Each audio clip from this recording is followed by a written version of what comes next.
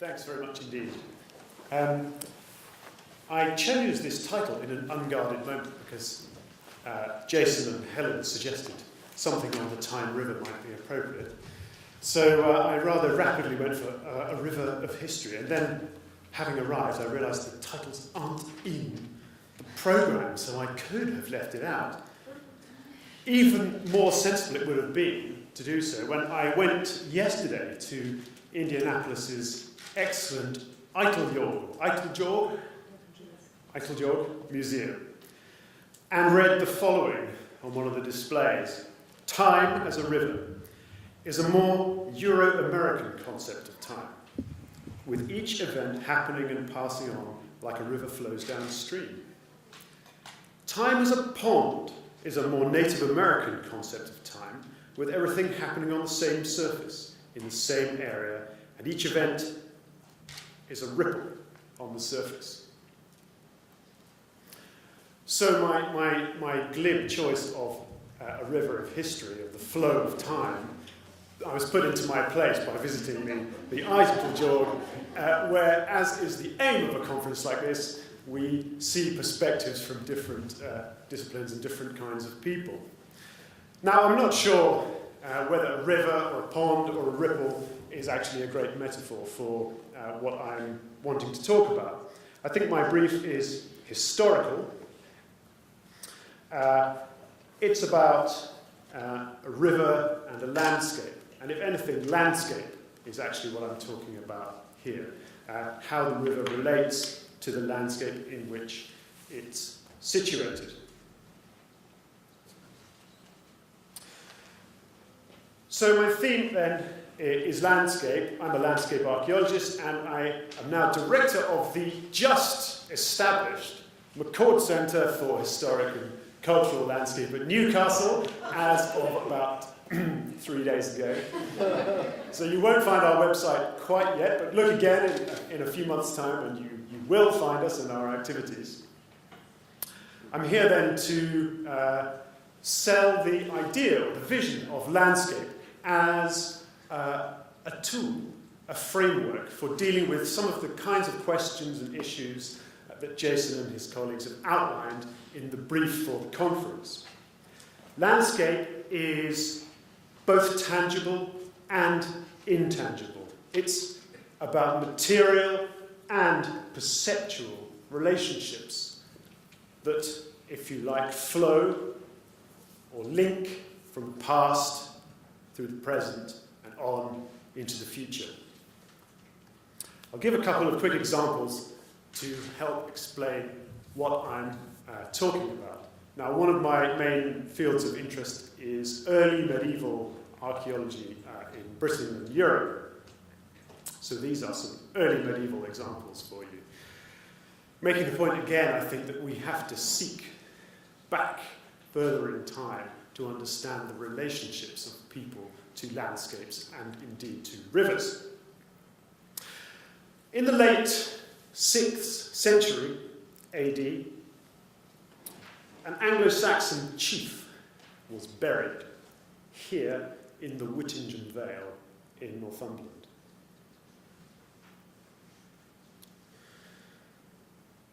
In August 2012,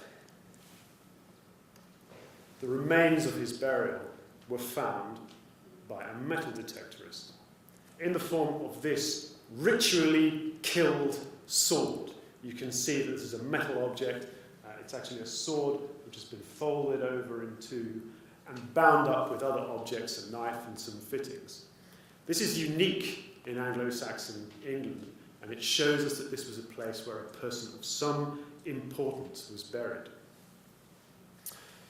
Now, as this item was found by a member of the public, we launched a small archaeological expedition to try and find out something about the find spot of the place. And here you can see my colleagues sitting on what appears to be a low mound. It was common in the 6th and early 7th centuries for important Anglo-Saxons to be buried in prehistoric mounds. It was a way for them to lay claim to the landscape that was spread out below them. And here we're sited on the edge of the Whittington Vale in the valley of the River Aln, a classic unit for early Anglo-Saxon groups to occupy and take ownership of. The interesting thing about this was that it turned out that in trying to make the link to the people of the past and justify their place in the present, these Anglo-Saxons had actually chosen a natural feature, a small geological outcrop of stone. But even more interesting than that was that in the late Bronze Age, the earlier inhabitants of the landscape had made the same, if you like, mistake, and also interred people into what they had thought had been a mound. So there's a rich history of stories here of power over the landscape, of tangible heritage in the form of the burials of the landscape, and intangible heritage in the form of the connections these people and we are making by doing this kind of work. About 100 years later, at the end of the 7th century AD, we see completely new ways to make links to and lay claims to landscapes being used. This is the example of St. Paul's Church at Jarrow, one of the best, it's relatively humble, but take my word for it, it is one of the best examples of a standing 7th century church, this part of the building here. Commemorated in this foundation stone, one of only 3, I think, foundation stones from Anglo-Saxon England, and certainly the earliest dating from the 7th century. The stone makes links to the church. It makes links to the king, because it says that the church was founded in the 15th year of King Edgefrith. And it makes links to its founder. We know that this stone is dated April the 23rd, 685. And through this technique of writing in stone and writing on parchment, reported by the great scholar Bede, who lived at Jarrow, we know that the church here also laid claim to extensive estates of land and had its claims to this part of the valley written in text, a new technology of ownership and belonging. Now, I would suggest that a landscape approach is useful for studying valleys like the Tyne, useful for understanding both the tangible and the intangible aspects of landscape.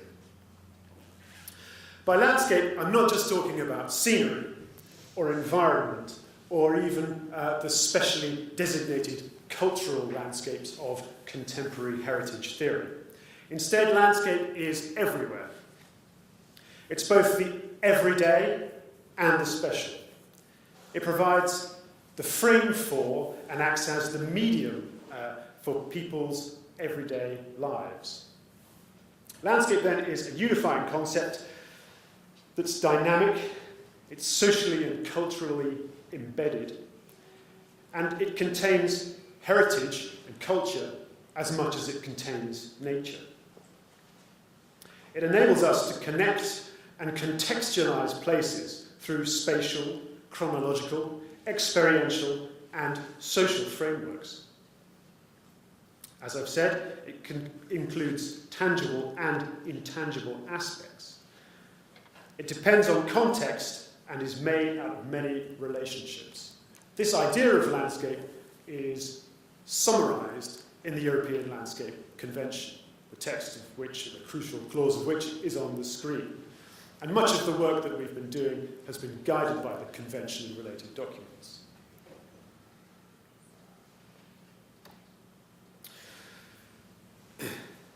So, going back to St. Paul's at Jarrow, we can see an example of how, in this case, people in the past have made links to and laid claims to different parts of the landscape in different ways.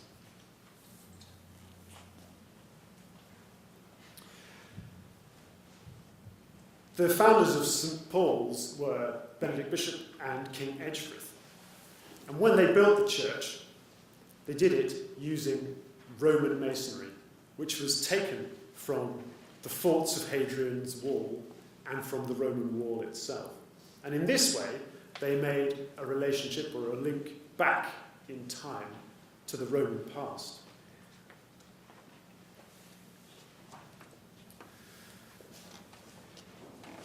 Now, because the kings controlled royal centres along Hadrian's Wall and along the Tyne River, at places like Arbea and Segedunum, that's Wall's End, the fabric of the church, built from the material of the wall, also made a link to the kings and royal power, because they donated the building material for the church to be made. They also gave the monastery the land, the estates that it stood upon.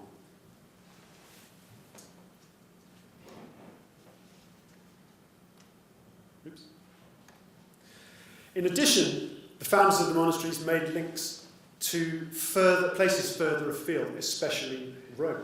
Our recent ground-penetrating radar survey within the church has revealed the existence of this subterranean crypt, previously unknown, but almost certainly modelled on examples that Benedict Bishop himself saw in Rome when he made his 6 pilgrimages there in the 7th century. And the fabric of the church, built out of stone in counterpoint to the timber buildings of the Anglo-Saxons, also made that reference to the Roman present. Now, monasteries were founded by kings all over England at this time, partly for spiritual reasons, but partly in order for them to stabilise their grip on power over the landscape. And in valleys like the valley of the River Tyne, monasteries were founded at regular intervals and granted estates by kings, through which mechanism they were able to consolidate their power over the landscape. These estates that they granted lasted, in many cases, for over 1,000 years. On the plan, you can see the parish of Jarrow and the parish of Wearmouth, the twin monasteries of Jarrow in the valley of the River Wear. And those parishes essentially are developed from the estates that were granted to the monasteries in the 7th century and persisted later. And of course, when we're thinking about relationships from the past to the present, these are still the administrative areas that structure people's lives in this region today. So this fundamental framework was laid 1,500 years ago when these monasteries were established within these riverine units.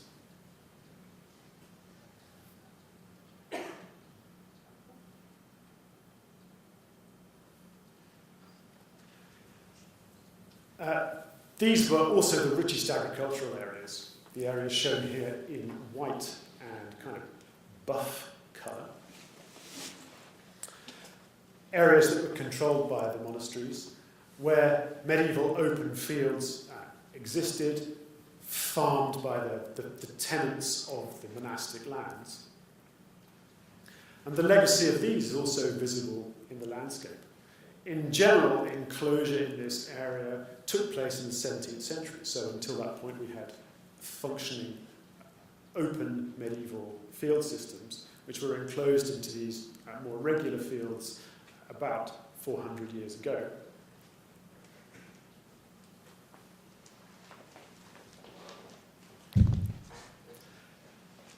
But these also still structure the framework for people's lives, as we'll see in a moment. Now, Helen's already showed us this map, Greenville-Collins's map of the River Tyne from the late 17th century. By the time this area rapidly began to industrialise, these structures of parishes, roads, settlements, farmland had existed for well over 1,000 years. And so the framework within which the industrialisation took place was fundamentally influenced by these existing older structures. It's worth noting, just as a footnote, that on the mouth of the river here, it notes that the river at low tide is only 7 feet deep. And that's because of the millions of tons of ballast which were dumped in the river. And if you go to Tynemouth here and walk along the beach, you can pick up stones from the southeast of England, flints which were carried on the coal ships from London and dumped in the river have now washed around. Perhaps a bit of an Anthropocene geological impact. So this industrialisation was rapid. You can see this is a stretch of about 15 miles along the river, and the red indicates industrial facilities, shipyards, coal stays, factories producing all kinds of chemicals. This was a rapid growth in the later 19th century. In the 20th century, these old historic landscapes were swamped with housing development and housing expansion. But the older landscapes continue to affect daily life, both in ways that we appreciate and in ways that we don't realise. So you can see here a housing estate being built in the middle of the 1950s, fitted within the shape of one of those fields, which itself is an enclosure of units in the medieval field system. And this is very common throughout urban areas of England. The same goes for the experience of the streets in 18th century. Newcastle was planned from the 1790s. Most of these streets, almost all the streets in the town at that time, have their origins back in the Middle Ages. So we have a long-term history which affects and shapes the experience of people in the past and continues to do so in the present. Now, I thought as we were coming all the way here, we should look up something local. And this surely has to be a massive contrast to the winding streets that we've seen in Newcastle and the curving field boundaries and so on. Alexander Ralston's plan of 1821 then clearly has rather a different model. It's a post-Enlightenment vision of a city influenced by a classical vision for architecture. Although he's still using acres to describe the size of the plots and a farmer's measure.